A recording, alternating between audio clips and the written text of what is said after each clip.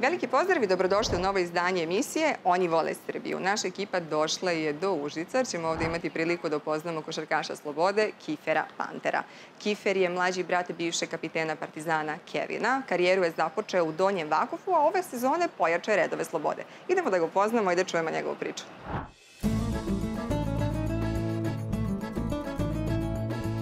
Ludilo sa Soccerbet bonusima nestaje. Legende ponovo časte. Free spinovi svakog dana. Neverovatno, sada su još jači i bolji nego pre. I najbolje od svega, sam biraš kada preuzimaš poklon. Pravi spinovi na pravo mesto. Soccerbet.rs. Ako si pravi igrač, dođi na pravo mesto. Samo u Soccerbetu. Pravi doček za prave igrače. 1000 evra bonusa dobrodošlice. Soccerbet.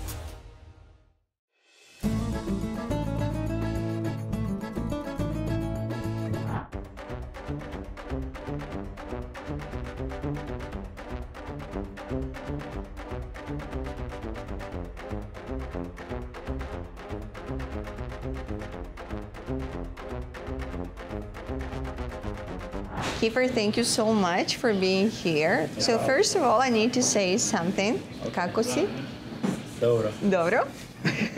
You know how to speak Serbian, right? A little bit. A little bit. I'm not the best, but we can go back and forth for a couple lines here and there. So. When did you learn Serbian? I learned during my time in Bosnia. Obviously, my teammates would teach me here and there just throughout the day-to-day conversations, but initially I wasn't trying to learn it. I just picked up stuff just from being around them a lot, but I know a little bit.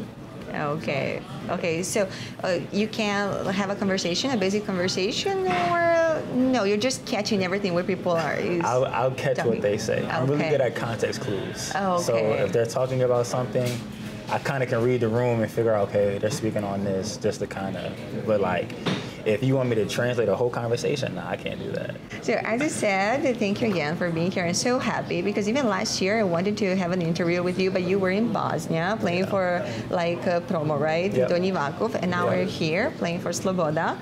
So, okay, let's go step by step because we have a lot of topics. But you the first thing I want to say, you continued the Panter tradition in Serbia. So are you happy for this experience here? I am. The funniest part about it was as soon as Kevin leaves Serbia, I come to Serbia. So the coincidence is kind of crazy, but I'm definitely excited for it, just to explore more of Europe, get to know more of the Balkans. But I'm really excited just to learn just the culture even more and just to dive deeper into it. One Panter needed to stay in Serbia. So do you have the passport as your brother? I don't. I do not. I might get it in the future. Who knows? Maybe. Who knows? Who knows? So will be nice to have the Panter brothers, you know, with Serbian passport. We need to look for a Serbian name for you. Oh, they used to call me Kiferic in Bosnia. So, I always like to start this interview with the beginnings because I would like to know how everything started with basketball. So what's your story, Kifer? Honestly, believe it or not, I really wanted to play baseball. Really? That was probably the first sport that I kind of gravitated towards. You know, I always was around basketball. My father played, obviously Kevin played. But I really wanted to play baseball. So that was kind of the first thing I wanted to get into, but my dad never signed me up.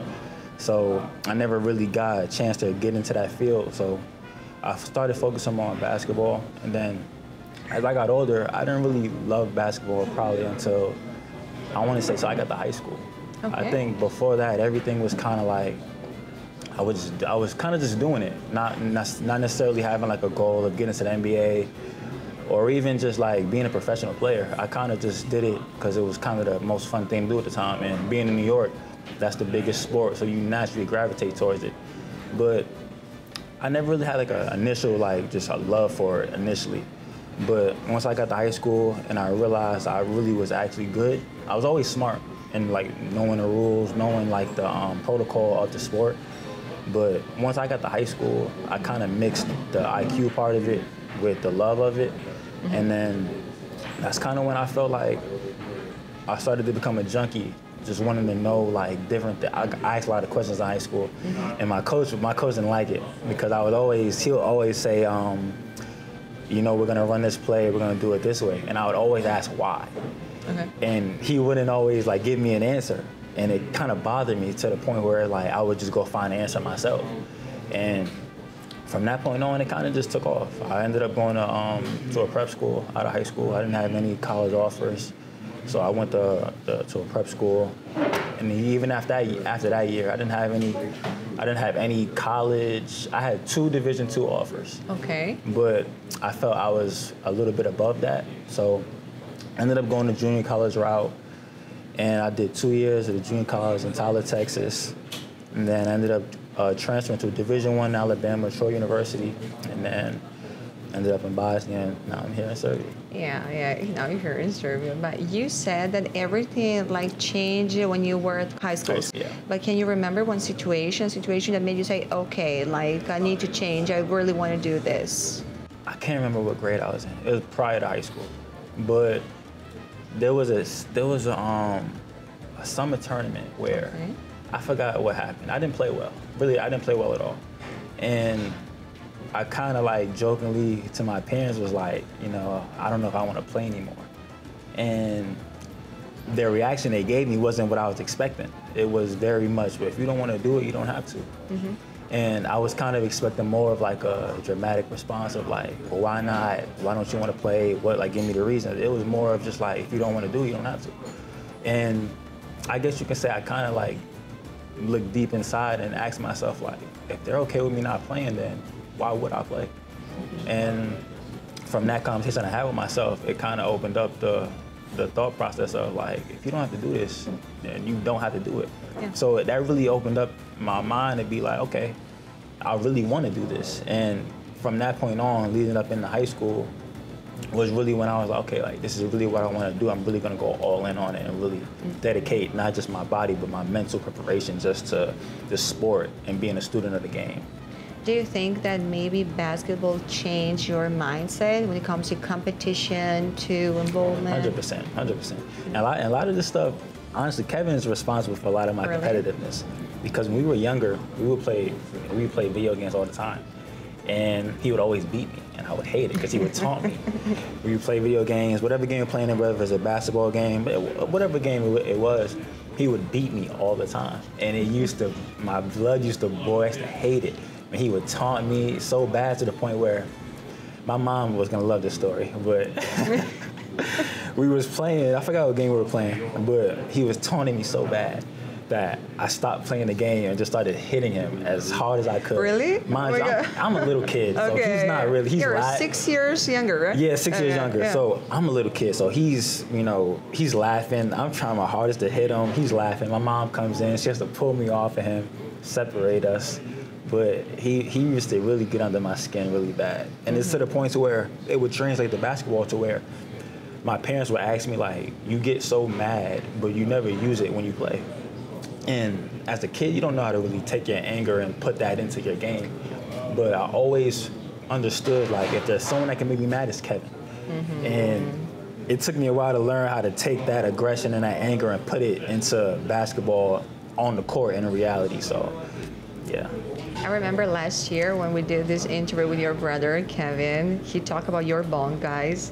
You are very, very attached. You talk every day. So he had a big influence on you and your career. So what's the best advice that Kevin gave you? I think the best thing that always stood out to me, he always told me that we are bigger than basketball. And when I say that, I mean that to say like, we're not just basketball players. You know what I mean? Like, we're human beings, we're men, we're families. So we have lives that are completely separate from the sport. So he always taught me to, regardless of if things are going good or going bad with basketball, that doesn't define who I am as a person. And that's stuff that I take with me every day, you know, especially when things go, you know, not according to plan in the basketball realm. I always take that and I always can fall back on, like, it's not the end of the world, being that things may not work in the moment with what's going on here. So I take that as probably the best advice he's given me so far. Now I have a Sort of difficult question. I mean, it's not difficult, but this is an important question for a sportsman. And it's normal to have good days, it's normal to have bad days. And you have all the time, guys, a lot of pressure, you know.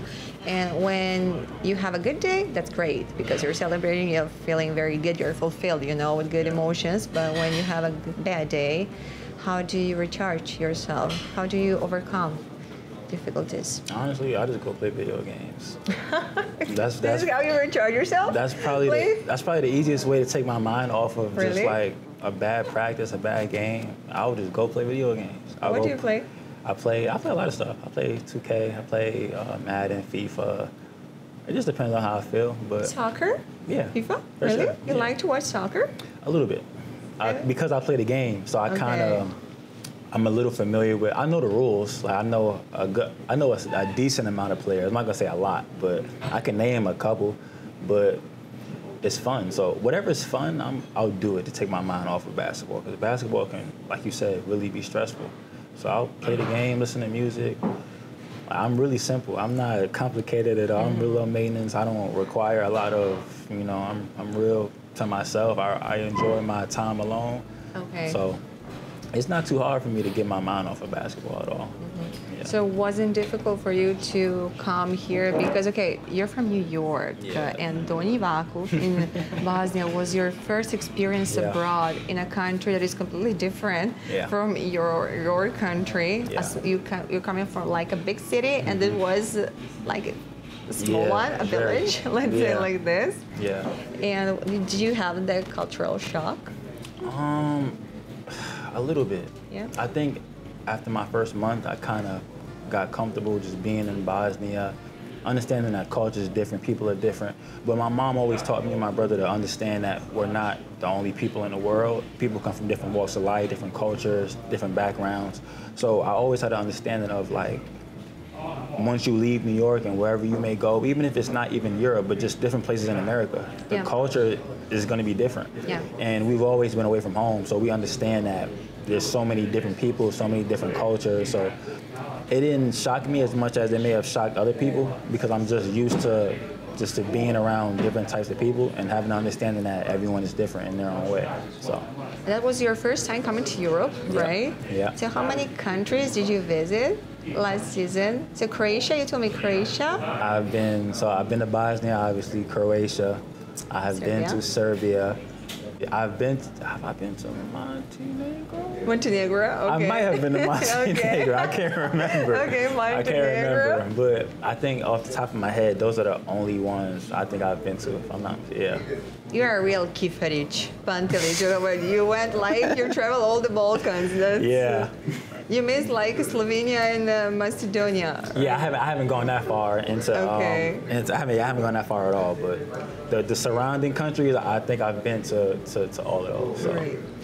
I was listening to you very carefully, and you mentioned many times your mom. And I remember when Kevin mentioned your mom a lot of time because she's like a stone. She's very like, she was important. She was your stone, right? For sure. So what was mom's advice? I think mom's advice was whatever advice Kevin gave. Because being that he was the first person to go through this, my mom kind of had to prepare him a little bit more than me, if that makes sense. So his conversations with our mother was different than mine, being that I had already had someone to follow. I had my brother to follow and just to kind of follow his lead as into understanding what I'm getting myself into. But when Kevin came out, you know, I was young and he didn't have anyone in front of him to kind of show him the blueprint of just what Europe was like. So I think my mother was a little bit more, I'm not gonna say important, but she just gave him more stuff to take with him when he was going through this process rather than me, being that I'm following Kev's footsteps. And so to answer your question, whatever my mom taught Kevin is what Kevin taught me. So indirectly, she taught me a lot of things that Kevin is teaching me. Yeah, understand. But you know, that's a good thing because I can see that you are a very close family. You really love each other. Yeah. And nowadays, families are weird, you know. So it's very nice to hear that because you're close, guys. Even if you're far away, your brother is in Spain, you're here now. Your parents in your cities. You're like it's not a big deal because you're, you know, even if you're not physically together, you're. Yeah. They're always here. So I mean, we have FaceTime chats like twice a week, like between me, my mom, my father, Kev. So communication is great. You know, we always talk. We're texting in the chat, sending videos to the chat. So, you know, the communication is strong with us. So that's really important. Yeah, it is. Would you like to make a little pause and try something because we have a lot of food over here and need to say this. Last year when I interviewed your brother, we had a very hard time because he's not eating meat. Are you eating everything? Yes. Okay. Are you ready to try? I am.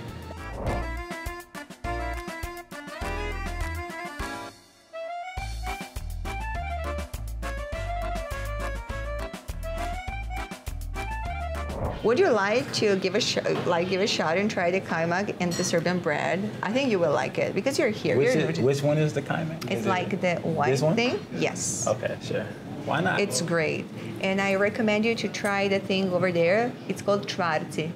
This or this? There, čvarci. So am I trying this with the bread? Yeah. Okay. Yeah.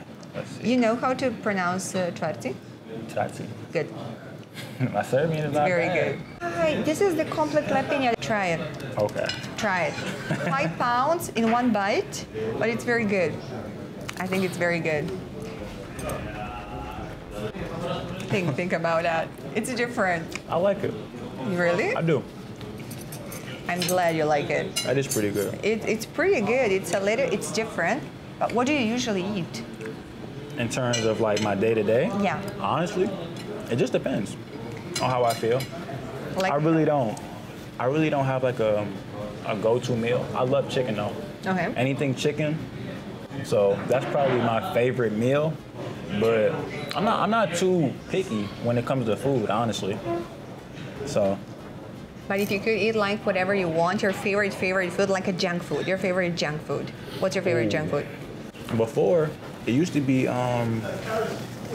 ribs. Okay. Pork ribs. Ribs. Pork ribs, but I don't eat pork anymore. So I don't know if I have a favorite junk food. That's a great question. Pizza? Pineapple pizza? I cannot stand pizza. No. Really? I hate pizza. Because you don't like the dough? What's the problem with pizza? You don't like the texture? When I was a kid, I used to eat pizza a lot. Okay. So as I got older, I'm just like, nah. I'm pizzaed out. Okay. Yeah. So the complete lepinja, it's okay. Passed the test. It passed. Yeah. Would you like to try the čvarci? Let's go for it. Right here, right? Yeah. Let's go for it. Serbia has a very, very good food. So I think you will enjoy your time here in Užice. Because the food is very good. You know that once when I talk with why that face? Okay. Because I haven't eaten pork in so long. Okay. It doesn't even taste good to me anymore. Okay. That's actually crazy. Okay. I used to love ribs. Now I don't even. Wow. That's wild. So rank the complete lepinja, 1 out of 10. This right here? Yeah. That's honestly like a 9, honestly. 9. The other thing, the čvarci.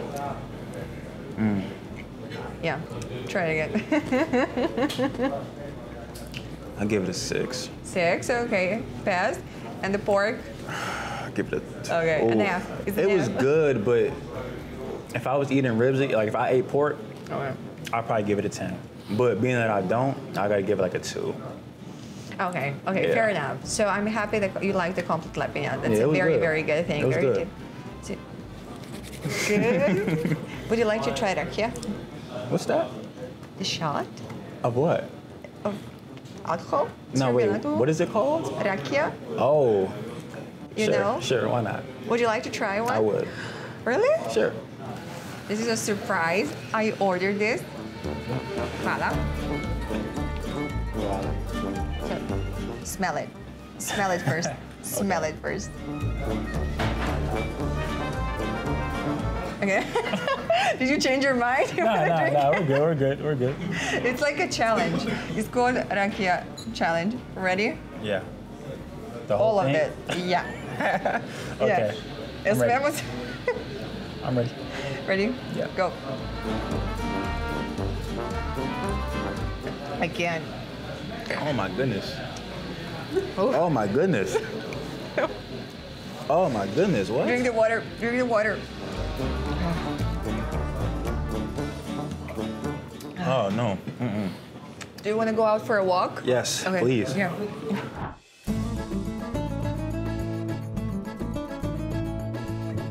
U srcu grada upoznaj novo mesto. Tamo gde sede iskusni igrači. Probaj nove igre i najbolje mašine. Napravi potez koji pobeđuje i oseti dodir koji osvaja. Soccer Gambling.